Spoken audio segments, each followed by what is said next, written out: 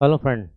आज हम बात करने जा रहे हैं जनजातीय विवाह के बारे में। जो मुख्य जनजातियां हैं उन जनजातियों में कितने प्रकार से और कौन कौन से विवाह पाए जाते हैं, उन विवाहों की आज हम चर्चा करेंगे। तो जनजातीय विवाह के बारे में बात करते हैं। देखिए, जनजाति विवाह समझने से पहले हम थोड़ी सी बात कर लें कि भाई जनजाति क्या होती है। What is the schedule caste की यदि हम बात करें, सॉरी शेड्यूल ट्राइब की यदि हम बात करें, तो क्या होती है, किस प्रकार से हम जनजाति को समझ सकते हैं या जनजाति के बारे में जान सकते हैं।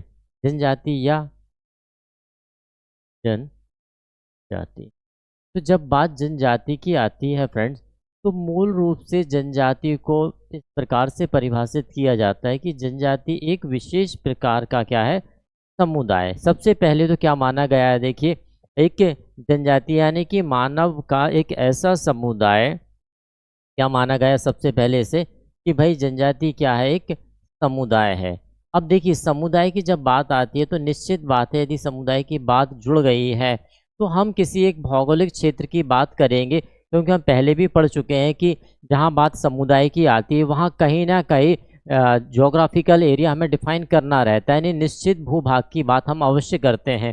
तो निश्चित बात है, जब जनजाति की है और जिसे हमने समुदाय कह रखा है, तो हम ये कह सकते हैं भाई इनका क्या होगा, एक निश्चित भूभाग होगा। क्या होने वाला फ्रेंड, एक निश्चित भूभाग इनका होने वाला है। यह बात भी हमारी क्लियर हो चुकी है। डिफाइन है geographical area with the specific tribe. निश्चित भूभाग की बात यहाँ पर हमने कर ली, ठीक है ना। अब यदि भूभाग है तो यह जो समुदाय है, जनजाति समुदाय, कहाँ निवास कर रहा है, तो भाई एक ऐसा समुदाय जो मूल रूप से कहाँ पर निवास कर रहा है, भाई जंगल, विशेष रूप से कह दिया गया भाई जंगलों में निवास करने वाला समुदाय है।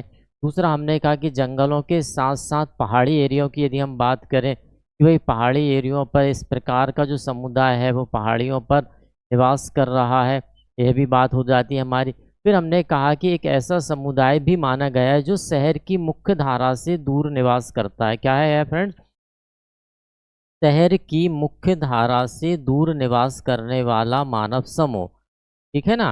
मुख्य धारा से दूर निवास करने वाला समूह, मुख्य धारा से दूर, जो ऐसा समूह यदि है जो इस तीन प्रकार की विशेषताओं को लिए हुए है, और साथ ही साथ ये विशेषताएं तो हैं ही हैं, और साथ ही साथ एक मूल, जो हमने देखा कि भाई एक निश्चित भूभाग की बात भी यहाँ पर की जाती है कि भाई एक निश्चित भूभाग होगा, और जो भी हमारी जनजाति होगी उस जनजाति का क्या होने वाला फ्रेंड, एक स्वयं की क्या होने वाली है, भाषा होने वाली है। स्वयं की क्या होगी, जो भी जनजाति की बात हम करते हैं उस जनजाति की स्वयं की क्या होने वाली है, एक भाषा होगी। क्या होने वाली है, एक भाषा होगी। भाषा के साथ ही साथ हमने कहा कि भाई इनकी स्वयं की क्या होने वाले, कल्चर या संस्कृति है। स्वयं की एक क्या है, कल्चर एवं संस्कृति होगी। स्वयं के क्या होंगे, रीति रिवाज या परंपराएं होंगी। क्या होने वाली है, स्वयं के रीति रिवाज एवं परंपराएं होने वाली हैं। और क्या होगा, तो भाई हमने नृत्य और गायन की बात भी कर ली कि प्रत्येक जनजाति के स्वयं के क्या होंगे, नृत्य होंगे, कुछ गायन होंगे, और साथ ही साथ यदि हम बात करें नृत्य गायन के साथ साथ क्या होने वाला है, भाई परंपराएं भी तो हैं। प्रत्येक जनजाति की अपनी स्वयं की क्या होती हैं, परंपरा या स्वयं का एक ट्रेडिशन होता है जो विशेष जनजाति को अपने से दूसरी जनजाति से अलग बताती है कि भाई वह जनजाति अलग है और हमारी जनजाति अलग है। इस प्रकार से जो हम अंतर देख पाते हैं या कंपेरेटिव स्टडी कर पाते हैं, वो कैसे, उनकी संस्कृति के आधार पर, उनके रीति रिवाजों के आधार पर, उनके देवी देवताओं या हम उनके, हमने कहा भी धार्मिकता के आधार पर। तो हमने यहाँ पर बात भाई देवी देवताओं की कर ली है कि प्रत्येक जनजाति में अपने स्वयं के क्या होंगे, देवी देवता भी होंगे। तो भाई स्वयं के देवी देवता भी कुछ ना कुछ होंगे ही हमारे। तो इस प्रकार से हम देखते हैं कि एक ऐसा मानवों का समूह जो मूल रूप से कहाँ निवास कर रहा है, भाई जंगल पे रह रहा, पहाड़ी एरिया पे, शहर की मुख्य धारा से दूर रह रहा, एक निश्चित भूभाग में रह रहा है। आप ये जब भी जनजाति की बात हम करते हैं तो हम कहते हैं ना भाई यह जनजाति इस एरिया में निवास करती है, ठीक है ना। आपने कहा भील, तो आप कहेंगे सर भील मध्य प्रदेश में रहती है, भील राजस्थान में रहती है, भील गुजरात में रहती है। यदि मैंने टोड़ा का कहा तो आप कहेंगे सर उत्तराखंड में कहा मैंने। मिजो जनजाति कहाँ रहती है, आप कहेंगे सर उत्तर पूर्वी क्षेत्र यानी कि मिजोरम में रहती है। नागा जनजाति कहाँ रहती है, नागा जनजाति, आप स्थान अलग बताएंगे।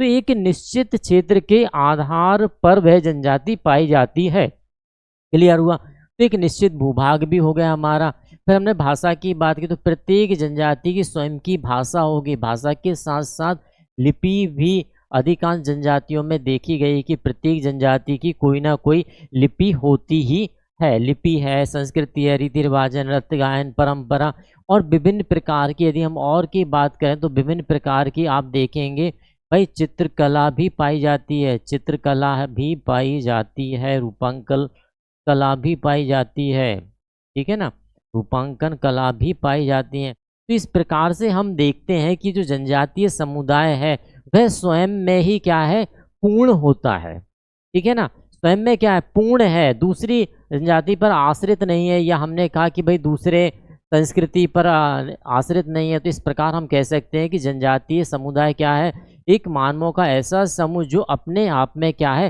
पूर्ण है, जिसकी स्वयं की भाषा है, लिपि है, क्षेत्र है और विभिन्न प्रकार की परंपराएं पाई जाती है। तो आज हम जो बात करने जा रहे हैं इनकी एक विशेष परंपरा या विशेष विवाह की प्रक्रियाओं के बारे में हम बात करने जा रहे हैं कि जिस प्रकार हमारे प्रत्येक समाज में, चाहे हिंदू समाज हो, मुस्लिम हो, सिख, ईसाई, किसी भी प्रकार का जो हमारा समाज है उसमें विवाह पाया जाता है। विवाह मूल रूप से क्या है, स्त्री पुरुष के जीवन भर साथ रहने की एक प्रक्रिया है, जिन्हें हिंदुओं में संस्कार के रूप में देखा जाता है, मुस्लिम में समझौता के रूप में देखा जाता है, ईसाई में कॉन्टेनशिप के रूप में देखा जाता है।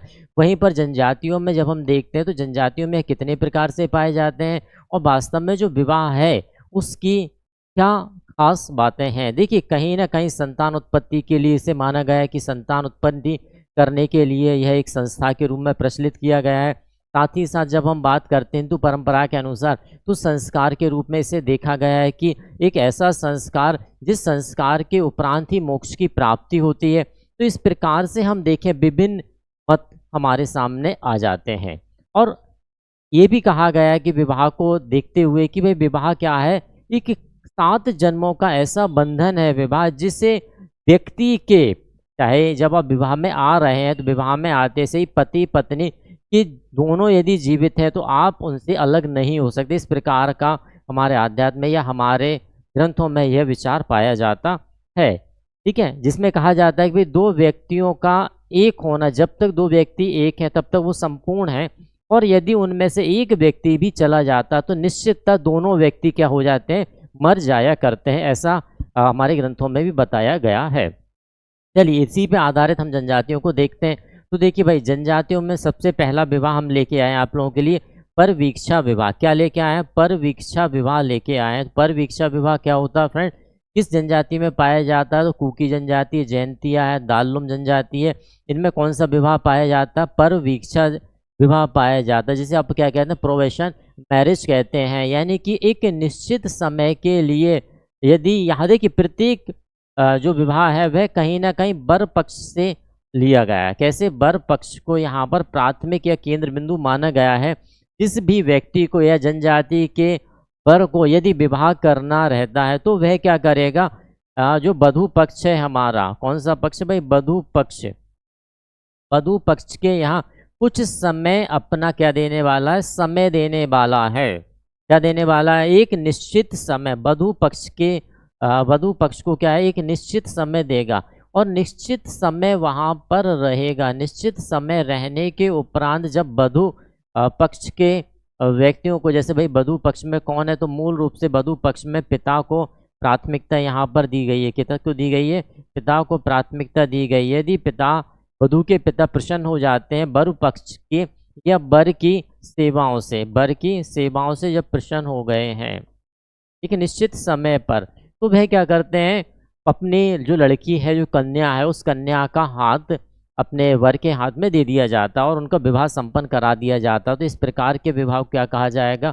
परिवीक्षा विवाह कहा जाएगा, जो एक निश्चित समय के लिए देखा जाता है। ठीक है ना, किस जनजाति में, तो कुकी जनजाति, जैंतिया है, दालों में। इसी प्रकार हम बात करते हैं हरण विवाह को। अब देखिए, हरण विवाह यानी कहीं ना कहीं ऐसा, यदि अब वेदों को देखें तो क्षत्रिय किन्हें माना जाता है, कहने हरण करना वधू का हर करना नहीं होता बल्कि वरण करना होता है। ऐसा हमारे वेदों में भी बताया गया है। तो यहाँ पर हरण का आशय क्या लिया गया है, कौन कौन सी जनजाति में, तो नागा जनजाति में हरण विवाह पाया जाता, हो जनजाति में, खारिया जनजाति में, ब्रोहोर में, बुस्मैन में, महिमा में, और गौड़ जनजाति में भी कौन सा विवाह पाया जाता, हरण विवाह पाया जाता। वास्तव में हरण विवाह क्या है, अपने शौर्य और पराक्रम के आधार पर, यानी अपने शौर्य पराक्रम की क्षमता के आधार पर वधू का हरण कर लेना, यानी कि वधू को जिस भी लड़की से आप विवाह करना चाहते हैं उस लड़की को उसके घर से हर लेना ही हरण विवाह कहलाता है। ठीक है ना। अब कौन कौन सी जनजाति, तो भाई नागा जनजाति हो है, खरिया है, बिरोहर है, बुस्मैन है, बहिमा है, और गौड़ जनजाति में मुख्य रूप से यह पाया जाता है। लेकिन आज के समय पर यदि हम वर्तमान की स्थिति की बात करें तो वर्तमान स्थिति में हरण विवाह एक तरह से सांकेतिक रूप से अब रह चुका है। कुछ जनजातियां हैं जहाँ सांकेतिक रूप से आज भी यह विवाह पाया जाता है। बात करें तो बुस्मैन लोगों में अभिमान्यात्मक हरण विवाह किया जाता है। अफ्रीका की बहिमा में रस्सा कसी के रूप में इसे अपनाया जाता है। हो लोगों में इसे ऊपर टिक्की के नाम से जाना जाता है और गौड़ में उसे पोली ओथुर के नाम से जाना जाता है। देखिए अलग अलग जनजाति में हरण विवाह को अलग अलग नाम से जाना जाता है। जैसे कि मैंने कहा कि गौड़ में पोली ओथुर कहा जाता है, हो में ऊपर टिक्की कहा जाता है, अफ्रीका की बहिमा जनजाति में रस्सा कसी कहा जाता है, और इसी प्रकार बुस्मैन लोगों में से अभिनयात्मक हरण विवाह कहा जाता है। आगे बात करते हैं परीक्षा विवाह या एग्जाम मैरिज जिसे कहा जाता है। परीक्षा विवाह किस किस जनजाति में पाया जाता है, परीक्षा विवाह होता क्या है। देखिए परीक्षा विवाह से आशय इतना ही है कि भाई यदि आपको विवाह करना है, यानी कि यहाँ भी देखिए मुख्य क्या है, केंद्र आप देखेंगे भाई वर ही केंद्र देख माना जाता है। अधिकांश जितनी भी जो आपके विवाह हैं उनमें वर को ही क्या माना गया है, केंद्र माना गया है। अब निश्चित बात है वर को यदि विवाह करना है तो उसे क्या देना पड़ रहा है, भाई निश्चित है एक परीक्षा देना पड़ रहा है। अब परीक्षा क्या है, तो निश्चित बात है जनजातियों के पास क्या परीक्षा होगी, निश्चित बात उनके शौर्य की, उनके बल की, उनके पराक्रम की, उनके धैर्य की, उनके अनुशासन की, यही तो क्या है, यही परिक्रमा है। और निश्चित तौर पे आज इन्हीं चीज़ों के कम होने के कारण विवाह विच्छेद बढ़ते जा रहे हैं। या व्यक्ति संबंध में तो आ रहा लेकिन संबंध निभा नहीं रहा। सिर्फ कारण क्या है कि आप में अनुशासन नहीं है, आप में धैर्य नहीं है, आप परिस्थितियों का सामना नहीं कर पा रहे हैं। इसीलिए आज के समय पर विवाह विच्छेदों की जो दर है वो निरंतर बढ़ती जा रही है। यहाँ पर वही चीज़ बताई गई कि यही भाई वर जो है कितना सामर्थ्यवान है, कितना सक्षम है, कितना उसमें धैर्य है कि वह विभिन्न परिस्थितियों का सामना कर सकता है। तो इस प्रकार से परीक्षा ली जाती है। जो मूल रूप से परीक्षा किस में पाई जाती है, भील में है, खासी में है, लंबाड़ा में है, कोमाचे में है। इस प्रकार की विभिन्न जनजातियों में इसे देखा गया है। कौन कौन सी जनजाति, भील जनजाति है, खासी जनजाति है, ठीक है ना, लंबाड़ा जनजाति है, कोमांचो जनजाति, इनमें परीक्षा विभाग को देखा गया। भील जनजाति में क्या कहा जाता है, भील जनजाति के लोग इसे क्या मानते हैं, गोल गधेड़ों के रूप में इसे मानते हैं। खासी जनजाति में से क्या कहा जाता है, खासी जनजाति में से लुइया सुइया कहा जाता है। खासी जनजाति में क्या कहा जाता है, लुइया सुइया के नाम से जाना जाता है। नेक्स्ट देखिए भील राजस्थान के भीलों में भी यह पाया जाता है। किसके, राजस्थान में जो भील हैं उनमें भी गोल गधेड़ू पाया जाता है। ठीक है, नेक्स्ट की बात करते हैं क्रय विवाह। भाई क्रय विवाह का मतलब क्या, खरीदने की बात है, यानी कि एक ऐसा विवाह जिसमें वधु मूल्य देकर कन्या को क्या कर लिया जाता है, क्रय कर लिया जाता है। तो इस प्रकार के विवाह को क्या कहा जाएगा, क्रय विवाह या परचेस मैरिज के रूप में इसे जाना जाता है। किस जनजाति में पाया जाता है, तो भाई नागा जनजाति में पाया जाता है। दक्षिण अफ्रीका की बांटू जनजाति, थोंगा, थारू, भील में भी कुछ हद तक यह विवाह पाया जाता है। ठीक है ना। अब इस विवाह में क्या है और क्यों ये क्रय विवाह बना, देखिए जनजाति का जब हम आप अध्ययन करेंगे, यदि किसी क्षेत्र में जनजाति है और जनजाति का जब आप अध्ययन कर रहे हैं तो निश्चित बात है जनजातियों में यह उद्देश्य रहता है कि यदि उनके घर कन्या का जन्म हुआ है, किसका जन्म हुआ है, यदि कन्या का जन्म हुआ है तो जनजाति का यह मानना रहता है कि इस कन्या को हमने जन्म से लेके आज तक क्या है परिपक्व किया है, जिस पर हमने परिपक्व करने में हमने इस पर जो भी खर्च किया है परिपक्वता आ गई। अब अंतिम स्थिति में जब जनजाति में माता पिता बुजुर्ग हो गए उस समय उस कन्या का विवाह किया जाता है, तो कन्या की देखभाल उन माता पुरुष की देखभाल करे कौन, इसके लिए कन्या को कन्या मूल्य, ठीक है ना, यह जिसे कहा जाता है वधू मूल्य के रूप में कहा जाता है। क्या कहा जाता है उसे, वधू मूल्य कहा जाता है। तो इस वधू मूल्य को देकर वधू मूल्य को देकर जब विवाह किया जाता है तो उसे क्या कहा जाता है, उसे कहा जाता है क्रय विवाह। क्या कहा जाता है फ्रेंड, क्रय विवाह कहा जाता है। यह मूल रूप से जनजातियों में इसलिए प्रचलन में आया क्योंकि जनजाति में आर्थिक स्थिति, आपने देखी होगी आर्थिक स्थिति यहाँ पर कमज़ोर रहती है। अब विवाह करना है तो विवाह करने के लिए एक राशि की आवश्यकता होती है, जिसके लिए इनका जीवन भी संभल जाता है और यहाँ से इनकी कन्या का विवाह भी हो जाता है, इसलिए यह प्रचलन में आया है। ठीक है, थारू है, भील तीर कमान देकर विवाह कर लेते हैं। ठीक है ना, बांटू ठोंगा में लोवाला। लोवाला क्या है, एक प्रकार से आभूषण की प्रथा है, लाभोला भी कहा जाता है, जैसे जो प्रथा विवाह करने के पहले दी जाती है, जिसमें क्या है ढोर और कंबल देने की प्रथा है। क्या है, ढोर और कंबल, यानी कि जो जानवर है तो उन्हें दे दिया जाता है, कंबल दे दिया जाता है, किसमें, क्रय, कन्या के क्रय में या वधू मूल्य के रूप में। ठीक, सेवा विवाह या सर्विस मैरिज के रूप में। तो सेवा विवाह क्या है भाई, सेवा विवाह या सर्विस मैरिज जिसे कहा जाता है। इस विवाह को कैसा माना गया है कि भाई जैसे आपने देखा होगा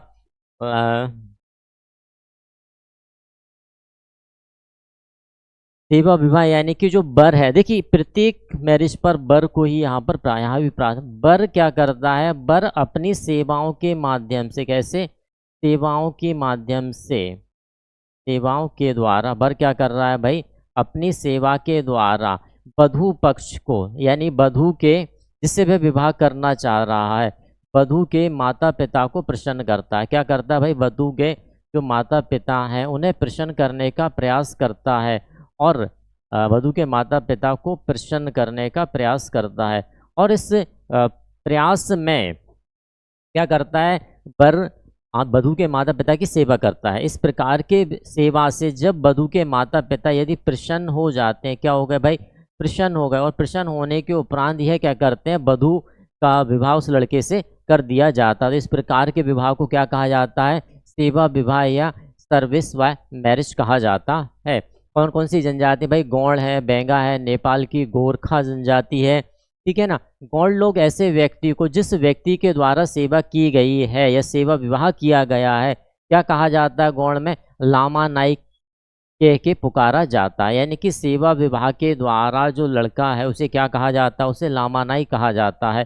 और बैगा लोग इसे क्या कहते हैं, लामा सेना या गहरिया कह के पुकारते हैं। बैगा लोग क्या कहते हैं, लामा सेना या गहरिया कह के इस प्रकार के विवाह में लड़के को पुकारा जाता है। आगे बात करते हैं भाई विनिमय विवाह, विनिमय या एक्सचेंज मैरिज या आटा साटा विवाह।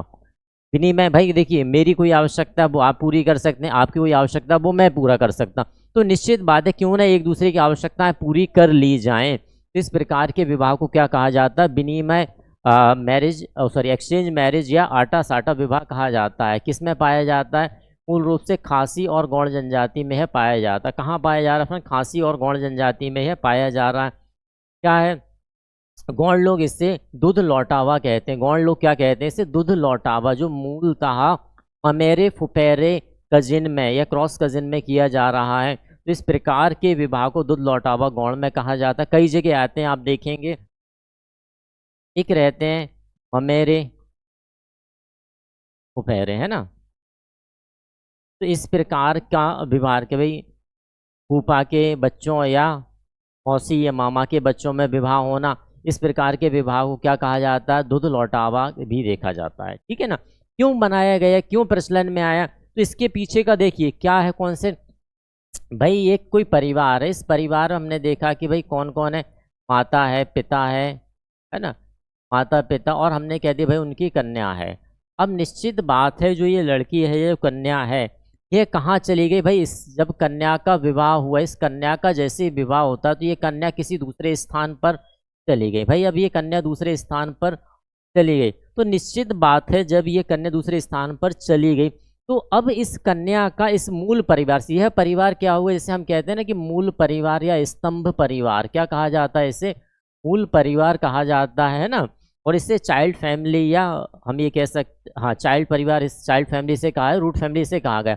अब इस परिवार से इस कन्या का जो आना जाना रहता है वो कम हो जाता है। फिर इस कन्या को द्वारा से इस घर में कैसे लाए, तो निश्चित बात है जब इस कन्या के पुत्र या पुत्री होते हैं, क्या हुए, पुत्र या पुत्री होते हैं, तो यहाँ पर विवाह किया जाता है। यहाँ पर जैसे यहाँ पर क्या था भाई, यहाँ पर लड़का था तो इसके लड़का लड़की का विवाह यहाँ पर किया जाएगा। तो इस प्रकार से देखा जाएगा कि ये कन्या का जो संपर्क है अपने रूढ़ परिवार में पुनः ज़्यादा हो जाता है। इसलिए दूध लौटावा जो विवाह का प्रकार देखा गया वह इस कारण हमारे यहाँ प्रचलन में आया है। और दूसरा, विनिमय को एक आधार पर और देखा जाता है। देखिए, विनिमय को एक आधार पर और देखा जाता है कि किसी वर को विवाह करना, भाई एक वर है जिसे विवाह करना है। यहाँ पर कौन है भाई, यहाँ पर जो लड़की है वो यहाँ है। अब इस लड़के को इस लड़की से विवाह करना, लेकिन यहाँ पर एक लड़का भी जो इसका क्या है भाई, भाई है। अब यहाँ पर लड़का और इस वर की भी क्या है, एक बहन है जो यहाँ पर है। तो निश्चित बात है इस लड़के का विवाह इस लड़की से हो जाएगा और इस लड़के का विवाह इस लड़की से हो जाएगा। तो इस प्रकार भी हम देखते हैं, इस प्रकार को भी क्या देखा जाता है, एक्सचेंज या विनिमय मैरिज, विनिमय विवाह कहा जाता है। तो दोनों प्रकार से देखा जाता है हमारे किस में, खासी जनजाति और गौड़ जनजाति में देखा जाता है। नेक्स्ट की बात करते हैं सह पलायन या राजी खुशी विवाह। सह पलायन यानी साथ साथ जाना, या ये कह सकते हैं भाई सह पलायन राजी खुशी विवाह भी कहा जाता है। लगभग सभी जनजातियों में, अलग अलग जनजातियों में अलग अलग रूप से इस विवाह को देखा जाता है। जैसे भील जनजाति की यदि हम बात करें तो भील जनजाति में से भगोरिया के नाम में देखा जाता है। भील जनजाति की यदि अपन देखें तो भील जनजाति में क्या है, भगोरिया जो विवाह है ना, भगोरिया।